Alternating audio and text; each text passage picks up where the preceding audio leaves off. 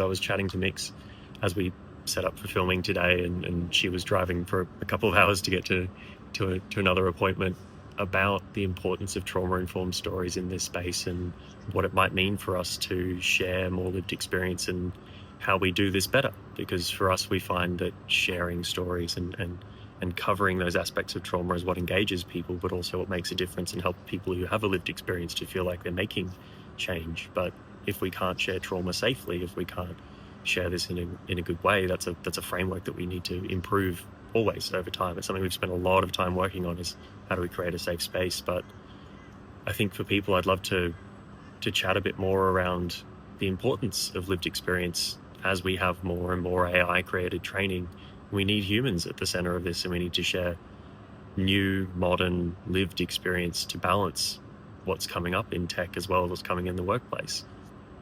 And I think a safe space does mean stepping back into trauma, but doing that in a way where there are people and gentle moments around you that help you step through that and feel like it means something. We can't just share trauma for trauma's sake because it's engaging. We have to create a space where that trauma helps to make change, and that person can step out and revoke consent if they need to. That's a difficult part of what our work is that years after we've made a product, we have set aside a provision where we'll go back and take someone's experience out if they ask us to, because situations change, people change. So let's talk more about lived experience as a way to educate people in the workplace, but safely. I think it's a great danger to people to just share lived experience everywhere, but it is also our greatest weapon in fighting in this, in creating change. So I'd love to hear from you what makes it stand out, and how do we do this more safely? How can we improve practices? Because I'm excited to have another day talking to people about how we can make that change, but I would love to improve our practice always and continue to do that with more input from community.